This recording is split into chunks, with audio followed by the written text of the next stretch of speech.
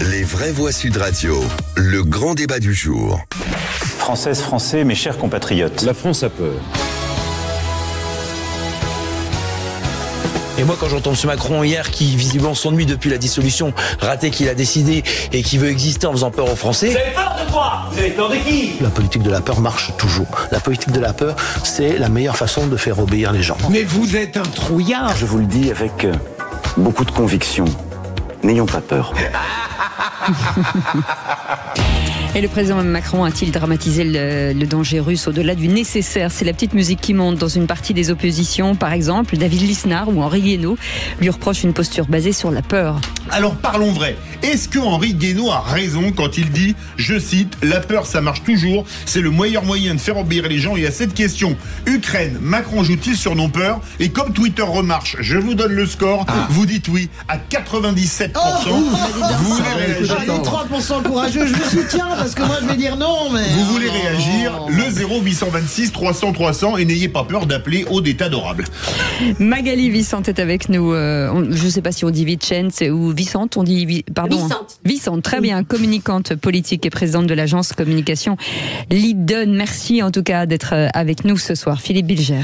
J'ai envie un petit peu de défendre Emmanuel Macron parce que reprocher à un président de faire une politique pour la peur, c'est un peu aussi une banalité, un poncif. Je veux dire, Emmanuel Macron, on peut tout lui reprocher, mais là je sais que je suis en accord avec Françoise, donc j'en conclus que je dois avoir raison, c'est le fait que en réalité sur l'Ukraine il a pratiquement fait un sans faute. Alors j'admets que dans son dernier discours il a fait non pas une politique pour la peur, non pas un propos pour effrayer, mais il a sans doute exagéré la dramatisation pour deux raisons. D'abord parce que il ne mesure très lucidement le degré de courage collectif du peuple français, qui n'est pas emballé par l'Ukraine et qui commence très sérieusement à être lassé par cette cause qu'il ne comprend plus très bien. Et deuxième élément, c'est qu'il a besoin de rappeler à quel point, avec les bouleversements du monde Poutine-Trump, à quel point il y a une injustice, il y a un scandale, et de l'autre côté, il y a une victime. Et donc, je serais plus nuancé que l'interrogation de Sud Radio peut le laisser apparaître, que je ne critique naturellement pas. Mais vous avez le droit. Françoise Degois. Moi je pense, je fais partie des 3%. Je pense qu'avec Philippe, alors il est peut-être pas aussi, il fait une séquence parfaite et je trouve que pour la première fois justement, il est pas dans sa propre caricature. On n'a pas eu le Macron avec un air guerrier, dramatique, etc. Moi je trouve qu'il a justement essayé de réfréner une forme de dramaturgie. J'entends tout le discours, mais c'est le discours du Rassemblement national. Il faut bémoliser la menace Poutine. Tout le discours consiste à bémoliser Vladimir Poutine. Je ne vois pas où comment dirais-je, Philippe. Il n'y a pas que le RN, Lisnard aujourd'hui, Guénaud aujourd'hui, d'autres. La droite, les souverainistes. Ben oui, c'est toujours les mêmes en fait, en réalité. Lisnard, il a raison en général. Non, mais c'est la droite et l'extrême droite. Voilà, on bémolise et on essaie de dériver et de dévier sur l'Algérie, la vraie menace. Moi, il me semble quand même, globalement, je ne vois pas où Philippe dit que les gens en ont marre. Moi, je vois tous les sondages. Les gens, j'ai vu 70% des Français qui sont pour qu'on réinstaure le service militaire. Je suis tombé de l'arbre. Le sondage qui est sorti hier, c'est incroyable. Ça veut dire que les gens s'y intéressent. Et Macron est plébiscité entre 65 et 70% par les sondages. Donc, on peut pas utiliser les sondages quand ils nous arrangent ou quand ils nous arrangent pas. Moi, je crois vraiment que, pour le coup, sur tout le reste, il est tellement erratique. Je trouve que vraiment sur l'Ukraine, c'est parfait. Jean c'est bien. Pour le coup, ce point de vue du psy, c'est un fait, oui, c'est un monsieur qui aime utiliser la peur comme levier. Ça, c'est un fait que depuis toujours, son argument majeur, c'est la peur. La peur du Rassemblement national lors de sa première élection en 2017 et de la seconde en 2022. La peur du Covid, nous sommes en guerre. Là, aujourd'hui, c'est effectivement la peur d'un ennemi russe. Moi, à ma connaissance, je lis la presse, la Russie n'a pas déclaré la guerre à la France. Je n'ai jamais entendu les autorités russes dire qu'elles voulaient remonter jusqu'à Paris. Je crois que même dans le projet poutinien, il n'est pas question d'annexer l'Europe de l'Ouest. Et c'est un fait que je lui ai trouvé des airs extrêmement solennels, effectivement, très anxiogènes. En même temps, si la Russie disait la vérité quand il parle,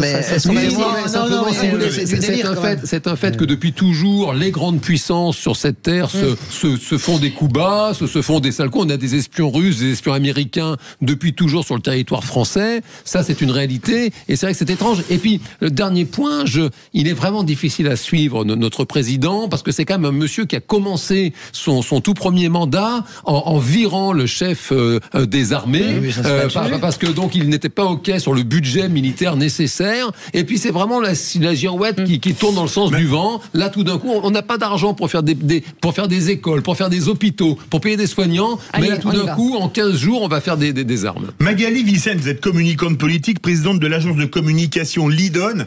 On se souvient, il y a quelque temps, d'Emmanuel Macron en combinaison de pilote à Istres. On le revoit avec le t-shirt du CPA-10, le commando parachutiste de l'air, une unité de super élite des forces spéciales dans l'Élysée. Est-ce que quelque part, là je vais faire de la psychologie, il n'a pas vraiment envie d'être un chef de guerre quelque part? Chef de guerre, de toute façon, oui, je pense qu'il l'a toujours et c'est dans sa tête. Et vraiment, il faut prendre en considération une chose. Vous savez, Machiavel disait, celui qui contrôle la peur des gens devient le maître de leurs âmes. L'outil de manipulation des masses a toujours été utilisé par les plus puissants. Et après, on est manipulé par la peur en permanence, mais pas que de la part des puissants et des dirigeants. On est aussi manipulé par notre propre peur. C'est aussi pour ça que c'est un levier très efficace pour les politiques aujourd'hui. Et pour quelle raison? Parce qu'en fait, c'est complètement contraire à la notion de raison. Quand vous êtes sur la dimension émotionnelle et guidé par la peur, vous n'êtes plus dans le champ rationnel. Donc, résultat, vous êtes guidé par votre champ émotionnel qui vous fait complètement allié à la cause qui est défendue. Et là, qu'est-ce qui se passe? On a peur, sécurité, liberté. Ce sont trois mots qui sont associés, quelles que soient les peurs. Donc, pourquoi on utilise la peur? Eh bien, parce que au motif de votre propre sécurité, eh bien, on va lancer un certain nombre d'actions pour limiter votre liberté. C'est comme ça que ça fonctionne, le champ de manipulation par la peur. Françoise de Goivre. Oui, moi je trouve, j'entends, on connaît tous ces mécaniques de la peur, elles sont à l'œuvre à chaque fois qu'une dictature accède au pouvoir, c'est pas ça le sujet. Là, enfin non, ça s'est passé sous le Covid. Non, mais je vous explique. Peur, sécurité, liberté. Je voudrais terminer, soyez sympa. Écoutez, moi je veux bien entendre tout ce qu'on veut, mais le Covid, oui, d'accord, ok. Eh ben, n'empêche que le Covid, heureusement que l'Europe a confiné. Heureusement qu'on a eu peur, mais sérieusement. Mais heureusement qu'on a eu peur. Moi j'étais entre la France et l'Italie, vous en souvenez? Les Italiens qui ont pris la première vague, ils mouraient comme des mouches. Je suis désolé de vous le dire, les gens tombaient comme des mouches. Moi, ce procès qui est fait à l'ensemble des dirigeants du monde tout court, y compris des Chinois, des Japonais, sur oui, vous avez joué avec les peurs. Mais heureusement qu'on a eu peur. Heureusement qu'on a pris ce truc-là au sérieux. Mais merci beaucoup. Et sur la légèreté, pardonnez-moi de vous le dire, on peut faire de la psychologie comme ça, et Jean, ça le fait marrer. On connaît tout ça. Non, mais on connaît tout ça en sciences politiques, Machiavel, c'est bon.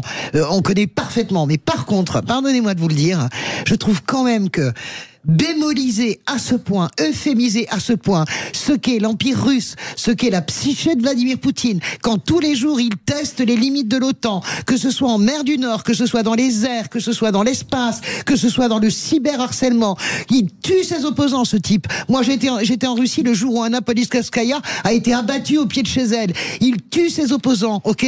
Il agresse un pays et on fait de la psychologie sur la peur. Moi je suis désolé, il n'y a pas de peur, il y a une réalité. Poutine est vraiment un danger pour l'Europe. Voilà, point. Pour moi. Magali. Pardon, mais en fait, en quoi parler de la peur et de la manipulation par la peur par nos dirigeants politiques français nous ferait dire que on est stupide et on n'a pas conscience. J'ai pas dit ça. Je n'ai absolument pas dit ça. Non, parce que en fait, on a une stigmatisation permanente parce que on parle de la manipulation par la peur et qu'on n'est pas forcément sur le même plan qu'Emmanuel Macron. Eh bien, on est pro-Poutine. Ce n'est absolument pas le cas. J'ai pas dit ça. Et c'est bien là tout le sujet. C'est-à-dire qu'à un moment donné, on a aussi cette lucidité, et la problématique qui vient, c'est cette notion d'infantilisation permanente de la population, de ne pas prendre en compte la menace russe telle qu'elle existe aujourd'hui. Et ce n'est pas parce qu'on va défendre cette notion de oui, on est manipulé par la peur que l'on n'a pas conscience de la menace de Vladimir Poutine. Super, mais voilà, dites-le alors. Ben c'est super, mais vous ne l'avez pas dit au début, excusez-moi, je vais vous le dire. Je ne comprends pas.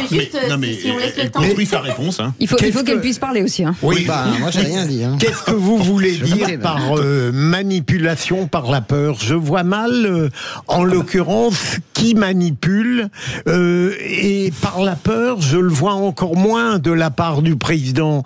C'est comme si derrière des discours nécessaires, il y avait en permanence une stratégie de l'intimidation ou, je dirais, d'une tactique qui relève d'une force de fraude démocratique. Moi, comment dirais-je, je ne parviens pas à comprendre, et je reprends ce qu'a dit Françoise, à partir du moment où les peurs qu'on évoque sont infiniment réelles, à partir de quel moment la manipulation commence, ou la sincérité d'un président qui peut exagérer la dramatisation ou peut-être nous détourner de problèmes au moins aussi importants, je l'admets, mais ça reste politique. Il n'y a pas derrière un procédé de république psychiatrique, me semble-t-il. C'est une question. Ah bah dire. Elle est un peu longue. Je n'irai pas jusque-là. C'est juste que, si vous voulez, systématiquement, dans les discours du président, la manipulation par la peur, elle est utilisée. Mais elle a toujours été utilisée par les politiques. Et c'est pour ça que, en tant qu'individu, vous avez quelque part le devoir de comprendre, d'avoir cet esprit critique permanent, quels que soient les gens qui sont en face de vous, pour comprendre et avoir cette intelligence émotionnelle. Pourquoi l'intelligence émotionnelle aujourd'hui elle revient sur le sujet? C'est parce que les gens ne comprennent pas ce que c'est que les émotions, pourquoi elles les mettent dans un état comme ça les met, pourquoi cette peur elle vient. Ils ne savent pas les comprendre et ils ne savent pas les gérer. Et c'est ce qui produit un certain nombre d'adhésions à des discours, à des process. Et c'est ce qui permet aux gens de suivre sans raison, c'est-à-dire sans avoir analysé la situation, sans avoir pris le temps de faire leur propre avis et de suivre en fait des directions qui sont imposées. Et donc les politiques utilisent la peur pour faire passer des messages et mettre en place derrière des process petit à petit pour habituer la population à faire passer un certain nombre de choses et surtout à les accepter. Allez, on part au 0826 300 300. Bonsoir Gérald. Bonsoir à toutes et tous. Alors vous qui avez travaillé en psychiatrie, vous connaissez les névroses, les psychoses, bien évidemment. Votre avis sur ce sujet? Celle des vraies voix sûrement, mais pas celle Pauvérine. Alors, moi j'ai entendu pas mal de choses là qui m'ont intéressé. Déjà, Macron utilise toujours la peur. Je vous rappelle quand même une phrase. Au moment du Covid, nous sommes en guerre. Depuis quand on était en guerre avec le Covid? Voilà. Je ne sais pas si vous vous souvenez de cette phrase. Cette phrase, elle faisait flipper tout le monde. Là, en plus, il utilise maintenant des arguments qui sont toujours les siens, c'est-à-dire, on va être envahi par la Russie. Mais depuis quand? Depuis quand on va être envahi par la Russie? Mais il n'a pas dit ça, pardon. Qu'elle viendra à nos frontières. Gérald, à nos frontières.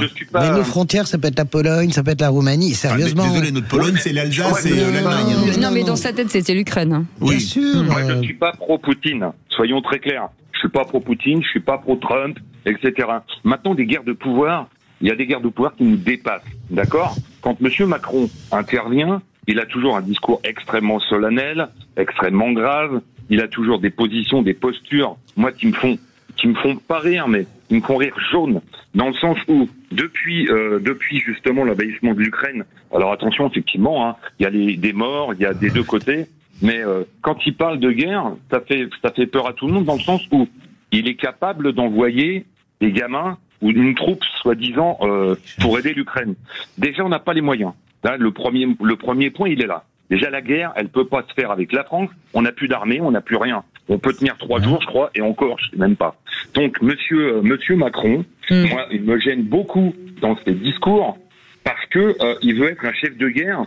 Et un chef de guerre, c'est pas ça. Un chef de guerre, c'est quelqu'un qui a les moyens, d'une part, de faire peut-être une guerre, au départ, je dirais, morale et psychologique, mais pas une guerre avec des morts tout de suite.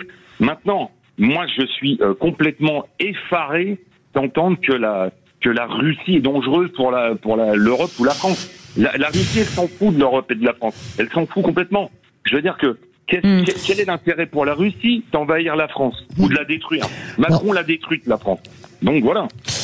Voilà, ça c'est un autre sujet. Hein. Macron l'a détruite, la France. Gérald, après, moi je dis jamais rien, mais c'est vrai que quand on est en période de Covid et qu'on dit je suis en guerre, moi chacun le voit différemment. Moi je le vois. Attention, les hôpitaux vont être saturés. Attention, sur des similitudes qui pourraient être voilà. Mais bon, après le prisme est toujours un petit peu différent. Contre le Covid.